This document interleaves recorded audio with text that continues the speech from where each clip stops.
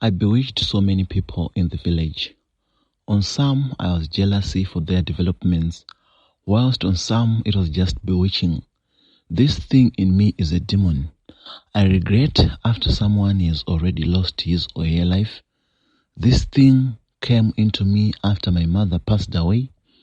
Over the years, when we were growing up, my brothers and sisters supported our relatives from extended families who said my mom was a witch. I did not agree with them, though mom's witchcraft was always caught by sangomans. Our relatives were against us. They say your mother is a witch. In 1994, my father passed away. During vaudeville time, people were shocked to see my father's nose missing. A sangoma was called to bring clarity. The man was one of the most strongest healers in our village of that time. He threw his objects and started to sing. My sister started manifesting. The spirit of my father came into her. He started talking like our father. The spirit medium told all people who were not relatives to excuse. After people excused us, she pointed at our mother and said, "You woman, when are you going to stop killing my relatives?" Elderly people and traditional leaders started clapping hands to calm down the spirit and also asked for permission to go with the body to the graveyard. After funeral, mom bribed the traditional healers with cattle. The leader said she was innocent. For years, relatives died mysteriously. In 2001, mom died. My siblings rejected to receive any of her belongings as inheritance. I took it. I took all her clothes and dishes. From that day, I am half human, half animal. None of my siblings liked me again. All my sisters are married, but they don't have children. Their babies dies before 2 weeks.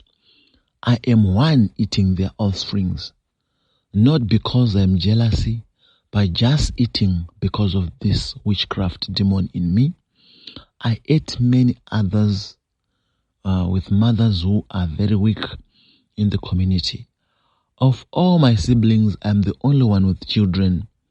That day, people come to see the newly born baby is when witches finish it.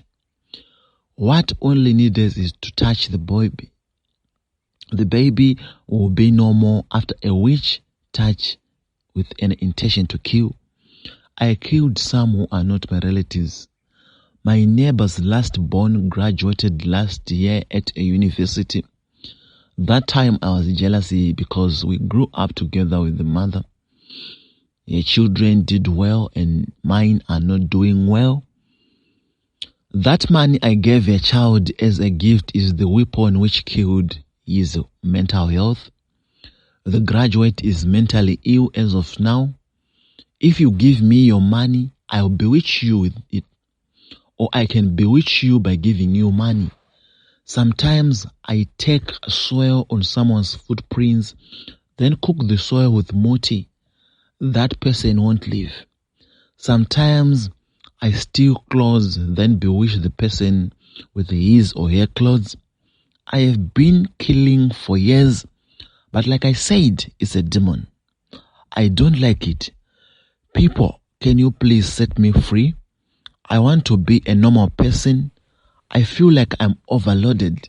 Yellow Solution Uncle, please post anonymous. I did prostitution in front of my children.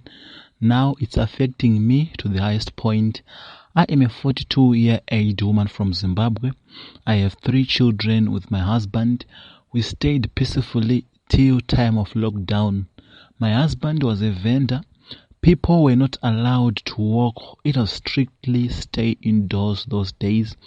We started starving. There was no food in the house.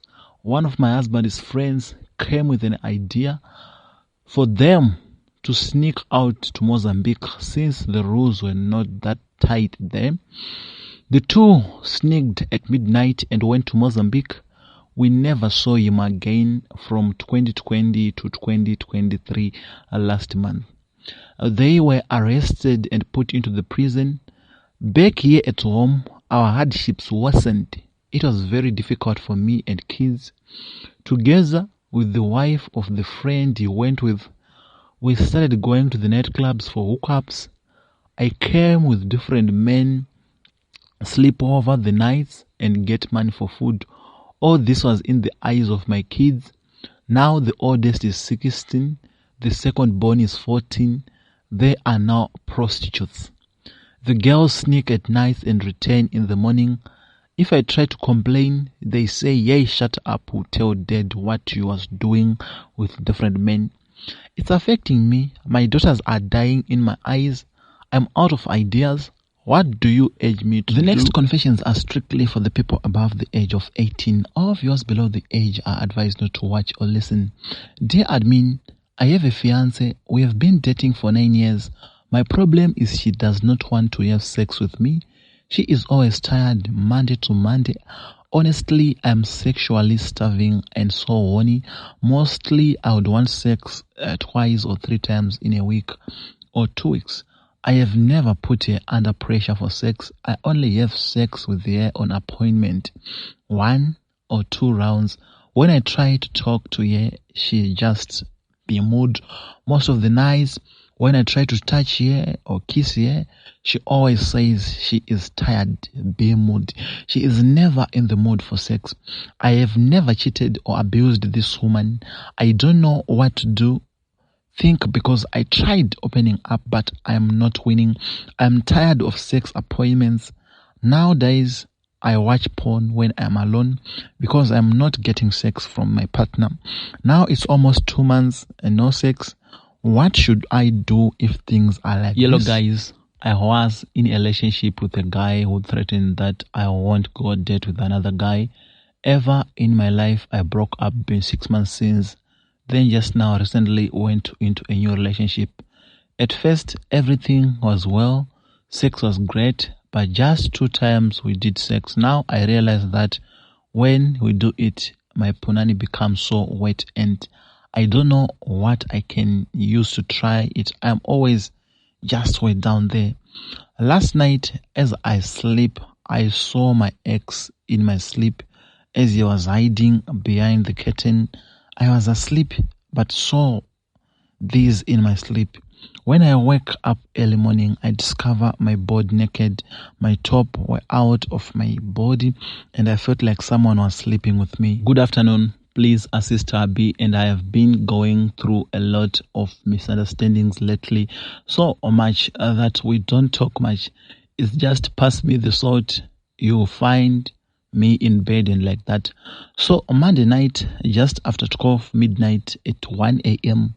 to be precious, I had an owl howling 3 times and I'm a light sleeper. I am always awake around that time, but never had an owl.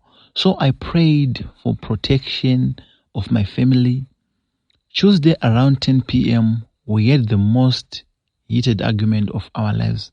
We always try to solve issues calmly without any angry words that we'll regret later. But last night, it seems no one cared about another. How one feels. He ended up telling me I can go start a life of my own. He is also ready to start fresh alone. I begged him, explaining, and he did not want anything to do with me. I have never seen him in such rage.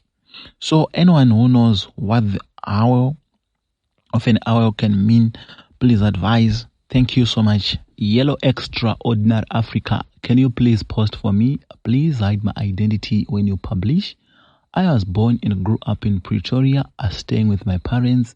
My father worked at a local company, so the company decided to move to Johannesburg as there was stiff competition in Pretoria, resulting in low earnings. That's how we shifted to Johannesburg. 4 weeks after arriving, it was boring. I do not have a friend. You know what it is to be in a new place.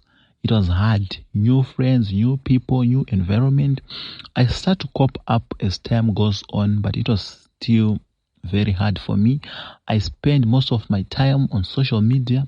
So one day I found a friend on Facebook. She was also a newcomer in Johannesburg. We started chatting each and every day, creating a very strong bond. We ended up visiting each other. During weekends, she used to come to our place. I also go to their place. She is from a wealthy background. Her family is very prominent and well known in South Africa. So she stayed with her parents and two older brothers. The other brother is so Prince Charming, handsome, good and caring. He loved cooking. Every time I went there, he was always in the kitchen. I visited them so regularly, creating a strong bond between me and the whole family. I started to fall in love with that brother of him. He was also showing some interest. He stole his sister's phone and took my number. We started to chat on WhatsApp. He proposed for love.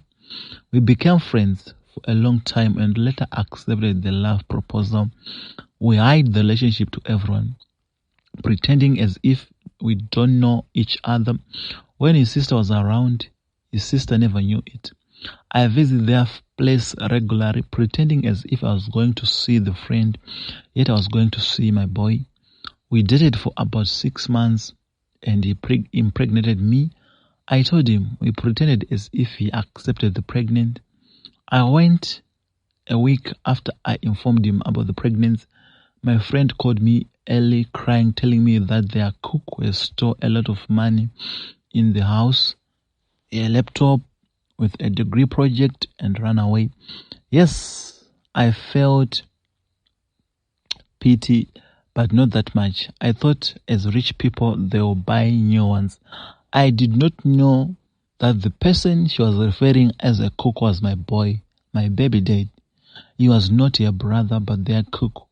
It's only that at their place they treat everyone equally. They go to holidays abroad with their servants. The food they eat is the food their servants eat. My friend never disclosed the reality till I am in this mess. I told her what was happening after visiting her many times, so not seeing the guy. She was shocked. To my surprise, she begged me not her parents to know it. I was confused. She refused to tell me the reason. The girl gave me direction to the village her parents took the boy from. I went there with my aunties. The family is very poor. They rely on government grants for his old grandmother. The guy was not there. He was said to have escaped after impregnated another girl in the village. The girl was staying with his grandmother. My aunties left me there. The grandmother used dark magic. She is a magician. At night, she was always singing and laughing and ululating. I had dreams at night, being chased away by zombies like creatures all the night. The other girl faced the same. The grandmother forced us to drink different traditional medicines. We don't have guts to refuse. The old lady was so cruel. In 3 months' time, the other girl gave birth. The baby died. The following month, she returned to her parents. I remained with the wicked grandmother. My story is as following. I met this guy in town. He pretended to be good, but betrayed me in the end. Impregnated me and ran away. I started to stay with his grandmother, who is a sangoma. One day, I woke up early. I saw the grandmother slaughtering a chicken. I hid behind a tree which was close. She threw the head away and started to drink the blood coming from the neck. Ladies and gentlemen, is this normal? Can a human being do that? Yes, I have republished this story after receiving bad news from the cousin of this sister of us who was staying with a wicked grandmother. It is said that the girl is no more. She passed away 2 weeks ago. Sorry, the cousin, for the loss. Sorry for the loss. It is said that she passed away whilst giving birth. It's a very sad story. A very sad story. Ladies and gentlemen, if you are still tuning in, you are on Extraordinary Africa. This is African Confessions HD with your host, Solution Uncle. Thank you so much to the people who are confessing. We are learning from your stories. In life, sometimes we learn from other people's mistakes. Sometimes we learn from our own mistakes. So thank you so much for sharing these stories with us. May God bless you. And there was this first confession about witchcraft. Ladies and gentlemen, it's a clear lesson. We need to pray each and every day, everywhere. You might be at Christmas party. That morning when you wake up, pray. In the afternoon, pray. Before going to bed, pray. At midnight, pray. Don't stop praying because you are at holiday. The devil won't go to holidays. The devil will never go to holidays. He's just around us, waiting for us to relax, then attack us, boom. So, this is another thing we need to know. We need to be very careful. Let's bring ourselves to God. Let's bring ourselves to God. And it's very easy to bring yourself to God by just praying. Go straight to that altar. Say, God, Father, the creator of heaven and earth, thank you for this life you are giving me. Can you please forgive me for what I've wronged?